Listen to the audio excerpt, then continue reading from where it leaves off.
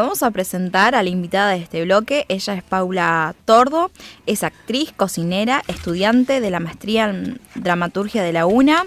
Es autora e intérprete del unipersonal Una voz entre sombras, perdón, y recientemente formó parte de el programa Dramaturgia de Archivo, organizado por el Archivo de la provincia Ricardo Levene con la obra Cocina de Campo. También participó en el Festival Narrativa de Bahía Blanca 2025 con el cuento A la deriva. Bueno, muchísimas gracias.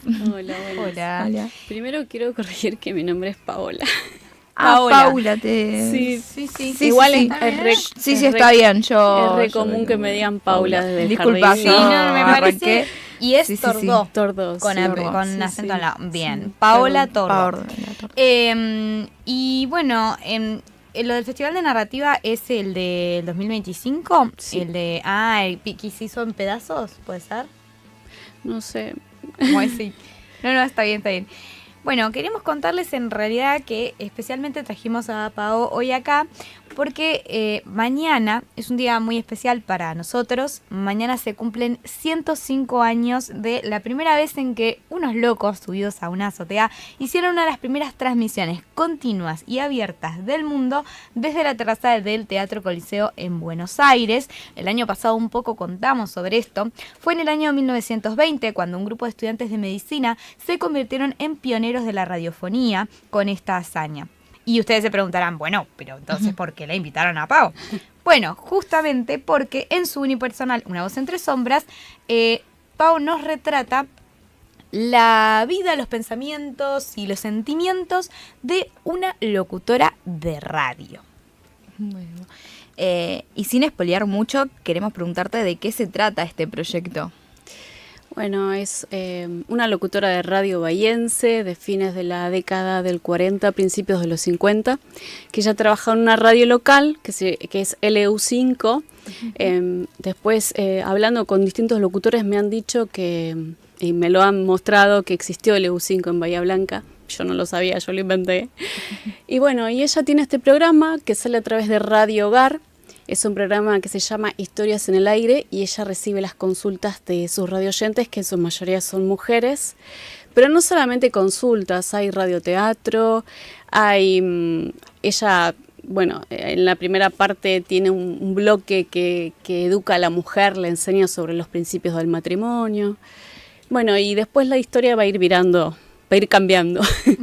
No vamos a espolear tanto qué pasa en la última escena, que es algo que la trastoca y le hace cambiar todos sus pensamientos. Claro. ¿Y cómo definiría la personalidad de Marucha Hernández, la protagonista de esta obra? Bueno, Marucha es una mujer cuarentona, que para esa época era muy mayor. Ahora no tanto. Claro. Ahora no. En los 40 es como la segunda juventud. Bueno, ella es una mujer soltera, muy conservadora, muy estructurada y que sigue los principios que la madre le ha inculcado acerca del matrimonio, la familia, la pareja, los vínculos familiares. Y está muy trastocada por el que dirán. O sea, es muy conservadora y está siempre pendiente de, bueno, seguir los principios morales, los valores cristianos, a los que adhiere con mucha fe. De hecho, bueno, ella tiene un santuario en su escritorio, que faltaría un santuario. Claro, tal cual. Sí. ¿Y cuál fue tu inspiración para escribir este guión? Porque vos escribiste el guión y también sos la actriz que la interpreta, digamos, ¿no? Sí, este proyecto estuvo 10 meses de escritura y reescritura y fue parte de una clínica de obra que yo tomé con Macarena Trigo, que es muy conocida en la zona. Una genia, le mandamos un saludo. Le mandamos un beso grande donde quiera que esté, porque ella siempre está en un lugar siempre diferente. Vagando. Siempre con el teatro a cuestas. Y bueno, y en estos 10 meses nosotros nos juntábamos cada 15 días. Y bueno, ella te va guiando en realidad. La primera etapa fue buscar el tema, cuál iba a ser mi tema, porque todos tenemos un tema a la hora de escribir, ¿no? Siempre hay una historia personal, un pasado y un presente que nos identifica, nos caracteriza y hay que buscarlo. Totalmente. No es lo mismo cualquier tema. Entonces estuvimos como un mes buscando ese tema.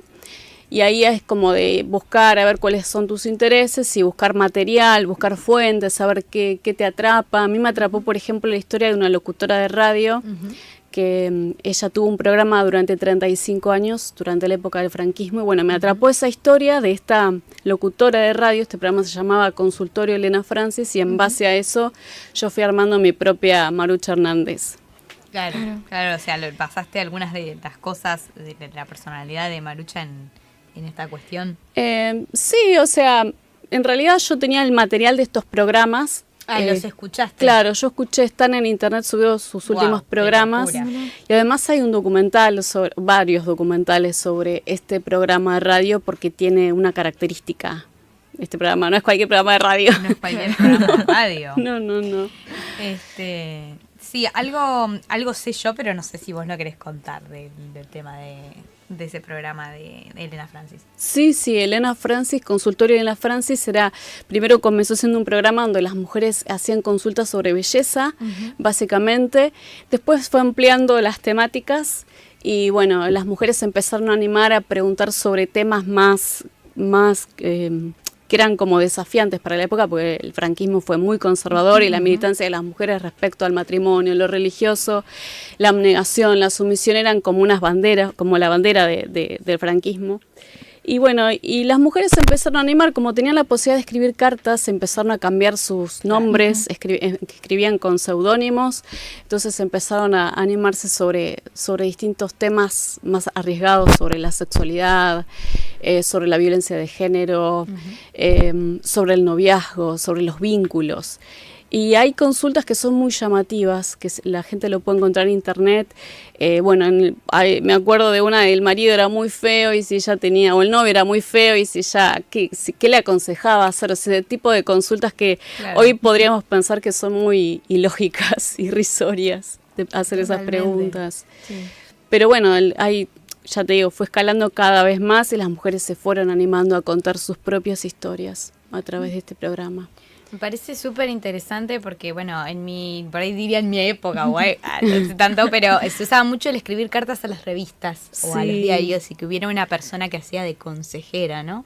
Sí. Entonces eso como que me recordó mucho cuando vos contabas lo de Elena Francis a esto, ¿no? A esta idea de, bueno, hay alguien detrás que uno no sabe bien quién es porque no lo conoce, un total desconocido, como si fuera que vas al psicólogo, ¿viste? Pero como una especie de un otro que, bueno, desconoces y que tiene una complicidad con vos, ¿no? Y que te contesta y que te da consejos. Me hizo acordar mucho eso, el programa de Elena Francis. Sí, no me quiero hacer la joven acá, pero pero es el rol que muchas veces se le da a los influencers, ¿no? Cuando ponen la cajita de pregunta en Instagram y hay gente que le pregunta. Sí, ella se la llama la primera influencer, de hecho. Así se la llama, la primera influencer con este programa de consultas. Obviamente que no.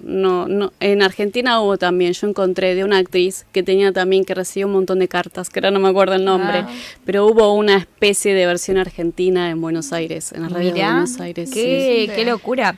Sí, ¿y cómo desarrollaste todo este proceso creativo? Porque tuviste que hacer una investigación sobre el tema, o sea, no fue solamente el buscar qué querías poner de vos en la obra, sino también hiciste toda una investigación histórica sobre el tema. Sí, porque en realidad fue como a la par, porque gran parte de la obra estaba escrita hasta que un día estaba haciendo un curso sobre escritura también y se me abrió como la campanita y yo pensé, tengo que pensar o tengo que encontrar la historia de una locutora que sea bahiense. Y me encontré con un montón de historias de locutoras bahienses de esa época, que no eran tantas, pero tuve, o sea, la gran desventaja que la mayoría no están en vida, pero fui al archivo y estuve buscando algunas revistas de algunas notas para conocer sobre la vida de ellas. Y realmente me impactó. También fue a LU2 a hacer una entrevista a la gente que hace tanto que trabaja ahí, que las conocieron. Y bueno, y me decían algunas características particulares. No, esta es muy seria, ella era muy seria, muy conservadora. Pero bueno, eso me llevó también a entender que la mujer en su rol de locutora era una excepción en esa época. Las mujeres podían hacer alguna que otra publicidad, pero el rol de locutor era el del hombre. Hasta en eso. Sí, total. Sí. Y de hecho, un poco, bueno, ahí está el tema, ¿no? El rol de la mujer, ¿no? Claro, es más lo que te quería preguntar, era por qué decidiste abordar el tema de la radio y las mujeres en la radio. Claro, si porque querés ampliar más esta cuestión de que las mujeres en realidad no era muy común que tuviesen un espacio en la radio. Y sí, exactamente. Bueno, este programa, esta historia que no termina ahí, yo les conté que este programa fue un éxito total, que las cartas eran infinitas, que había una habitación llena de esas cartas y que después, bueno, se publicó un libro. Pero lo llamativo, lo que a mí me llamó la atención, es que las respuestas, porque Elena Francis le daba una respuesta a estas mujeres en vivo, pero nunca eran espontáneas estas respuestas. Después se descubrió que el productor del programa, que era un hombre, era el que escribía como una especie de guión todas estas respuestas. Eso me hizo un clic a mí en la cabeza. Me dijo, yo tengo que contar, no sé si esta historia, pero tengo que contar algo de la radio. Tengo que hablar sobre este tema. Y ahí me di cuenta que el rol de las mujeres en la radio está totalmente tapado. No se habla de esto. No. Si yo les pregunto a alguien, una locutora de radio bahiense de esta época, algunos podrían, bueno, hay mucha gente que vivió esa época, sí, pero digamos, los más jóvenes seguramente que no conocemos nada sobre la historia de nuestra radio bahiense. No, totalmente. Y aparte la radio fue acá en Bahía súper importante. O sea, es un medio de comunicación que acá en Argentina en general podríamos decir que tiene mucho peso, un poco lo que estábamos contando, ¿no? Somos pioneros en radiofonía en el mundo, pero también hay una cuestión de acá en Bahía, que hay un montón de emisoras de radio, hay emisoras de radio que son cooperativas como el EU3, hay emisoras de radio gigantes como el EU2 y hay un montón de historia alrededor de eso que es súper interesante de pensar, ¿no? ¿Por qué una sociedad se vuelca más a un medio que a otro, ¿no? Eso dice mucho sobre el lugar en el que uno está sentado. Me parece muy interesante el hecho de que hayas elegido decir, bueno, podrías haber hecho una mina que vive en Hollywood o en cualquier otro lado y decidiste que sea acá, digamos. Que aparte vos no sos de acá. No, yo no soy de acá, soy 25queña, soy 25 de mayo, provincia de Buenos Aires, pero yo siempre digo que Bahía Blanca, a mí lo que me atrapó fue el teatro independiente. Acá conocí realmente, o sea, he vivido en otras ciudades también, he vivido en Mar del Plata, he vivido en La Plata, pero acá realmente acá me enamoré del teatro independiente. La vida que hay con respecto a eso y que hay mucha creación, hay mucho de autoría propia y está bueno esto de querer contar la historia local también a través de esas historias, que es un poco también el objetivo de la obra. Tiene anclaje local, hay sucesos que pasan en calles específicas, en los parques de acá, bueno, en las radios de acá, Maruchas de acá. Maruchas bahiense. Externamente va a ser bahiense porque así está en la obra. Total. Sí, me parece súper interesante. Sí, y también es interesante pensar de que es algo que construye también la identidad como bahienses y que si bien formaron las bases, me parece súper interesante eso también, de poder abordarlos como, y poder ver también la obra como decir, bueno, a ver qué es lo que pasaba en este contexto y verlo también desde un paralelismo a lo que pasa ahora, a ver qué cosas cambiaron, qué cosas no. Me parece re interesante esto de que el mismo productor era el que escribía la respuesta y me parece, wow, fue como, pensé como que lo hacía ella y... Una traición era. Sí, total. Si no, porque yo que aparte, lo escuché recién fue como, no. Parecía súper revolucionario y de repente era un hombre el que estaba detrás de esto, ¿no? Claro, lejos de ser la voz de las mujeres, es la voz de una mujer, pero en la realidad el pensamiento era de un hombre. Era de un hombre. Entonces... Total. Y bueno, ¿qué cosas podemos llegar a encontrar cuando vayamos a ver la obra? Un poco algo ya sé, pero contanos un poquito sobre las piezas musicales. Bueno, esta obra me llevó también a meterme en otro mundo, que es el de sonido, con el que estoy aprendiendo un montón de cosas. Yo hice 2 cursos, uno para edición de sonido, en realidad es de podcast, en Hub. O sea, los bahienses, yo hablo de los bahienses como si yo no fuera bahiense, o sea, me siento un poco bahiense, pero tienen tanta posibilidades de aprender cosas, lo que quieras hacer lo puedes aprender. Yo tuve la posibilidad de aprender a hacer un curso de podcast que se da en Hub gratuito, que pertenece a la municipalidad. Y ahí también hice algo de radio, que no es programador, siempre me olvido. Pero bueno, ahí tuve la oportunidad de acercarme a la radio desde otro lado. No me acuerdo de la pregunta. Que me fui. ¿Qué cosas podemos llegar a encontrar cuando vayamos a ver la obra de este estilo? Así, por ejemplo, de la música y demás. Bueno, la música, la cortina del programa está hecho con IA. Sí, está muy bueno eso. Lo aprendí también en Hub. Una nueva herramienta para usar, para aprovechar. la cortina del programa está hecho con IA y después, bueno, las publicidades, que es otro tema. Nosotros escarbamos mucho, yo investigué mucho las publicidades de la época y todas, que no es casualidad, todas llevan al matrimonio. Siempre todas llevan al matrimonio. Desde ¿cómo es? El jabón. Si vos querés tener una buena piel para conquistar a tu hombre, sí, o a tu novio, o mantener... Para que te pida matrimonio. Claro. O por ejemplo, yo investigué sobre unas cápsulas que se tomaban que eran para aumentar el busto también en esa época, mirá. Rarísimo. Después, academia de amas de casa para aprender bordado, costura, cocina, eso también. Igual hubo que hacer una selección porque eran un montón, entonces nos quedamos con unas pocas. Pero sí van a encontrar las publicidades que se ven en la obra, son publicidades de verdad de la época. Wow, eso me parece buenísimo. Me parece que, o sea, te lleva a ese momento y a ese lugar particular. Es una reconstrucción y un trabajo maravilloso. Sí, además, históricamente. Sí. Bueno, sí. No, sí, también hay radioteatro, que a mí el radioteatro me encanta, me fascina y nunca tuve la oportunidad de hacerlo. Bueno, en esta situación el desafío era hacer un radioteatro sola, en un unipersonal. Claro. Pero bueno, el radioteatro se llama Mejor soltera que sola y es una parte que a mí me gusta mucho de la obra. Qué bueno. Es muy interesante que hayas elegido el formato unipersonal. ¿Fue por alguna razón en particular? Porque digo, podrías haber elegido hacer una obra en vez de hacer una... Es mi obra maestra, digamos, no mi obra maestra, mi obra primaria, digamos. Claro. Y creo, sí, todos me dicen que es al revés, que el gran desafío es estar... durante 45 minutos sola en el escenario, que es todo al revés de lo que yo creía, lo que yo imaginaba en mi cabeza. Claro, sí. Todo me dicen, qué difícil, qué decisión difícil. Pero bueno, yo confío mucho en mi maestra, confiaba mucho en mi maestra, en Macarena. Ella es la reina de los unipersonales, se dedica específicamente a eso. De hecho, ella da cursos de eso y tiene varios montados. Así que, bueno, confiaba en ella y en mí también. Me parece bárbaro, me parece fantástico, realmente muy bueno. También queríamos preguntarte cómo nació tu interés por el teatro y cómo fue tu proceso para encontrarte como actriz.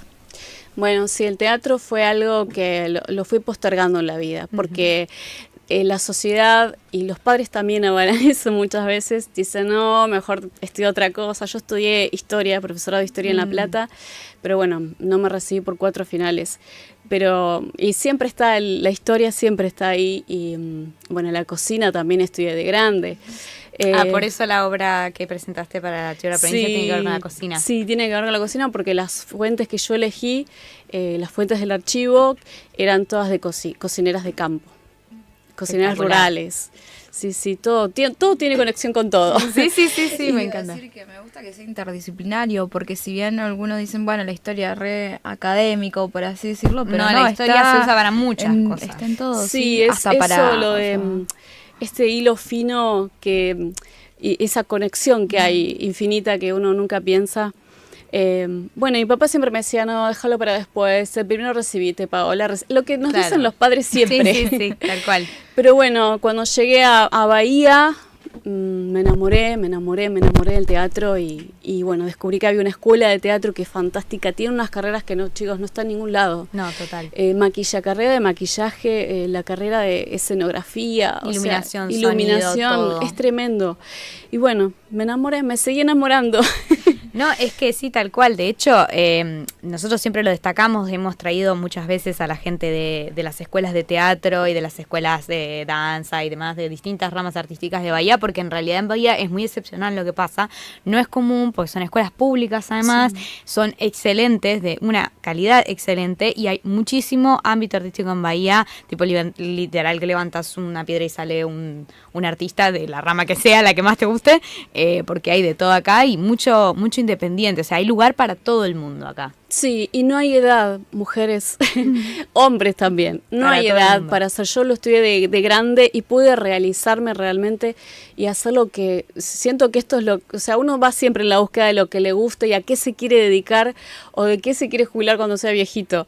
Bueno, lo mío es esto, bueno, la cocina también me encanta. me encanta el teatro. Bueno, y en la escuela aprendí a cultivar este amor, y después la escuela y este proyecto me abrió la posibilidad de hacer una maestría la verdad que estoy muy contenta con eso, ¿no? De poder seguir creciendo y aprendiendo.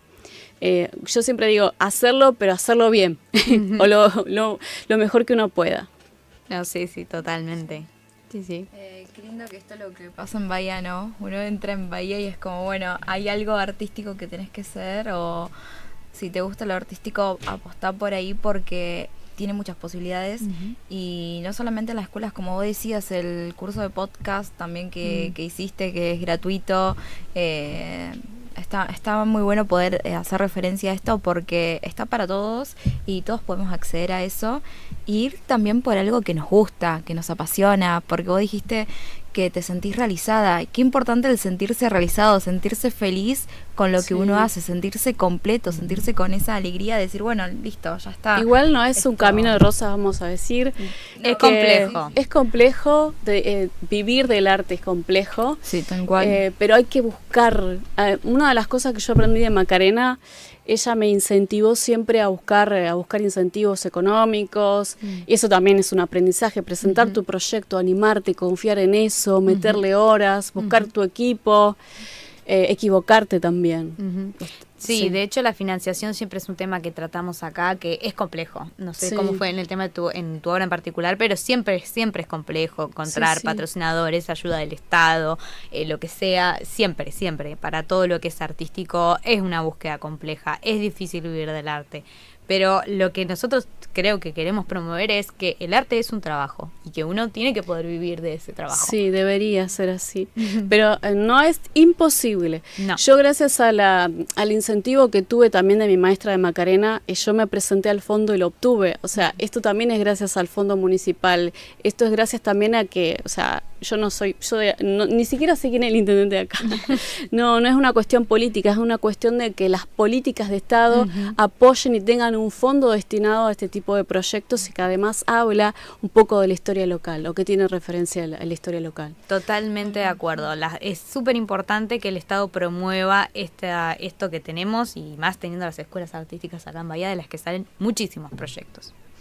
Así que bueno, ¿querés contarnos cuándo van a ser las próximas presentaciones y dónde? ¿En dónde te puede seguir la gente?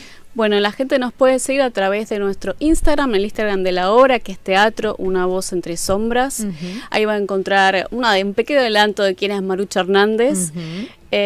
Bueno, nuestra próxima función, que tuvimos que cambiar fecha porque había elecciones, nuestra próxima función es el 20 de septiembre en el Tablado, a las 21 horas. Vamos a estar ahí con una nueva función de Una Voz Entre Sombras. Bueno, espectacular. Nos vamos todos a verte. Bueno, buenísimo. Los esperamos. Muchas gracias, Paula, por haber venido y ustedes. por compartir este espacio con nosotros. Gracias por venir a festejar también la radio con nosotros, y vamos a escuchar en el informativo de la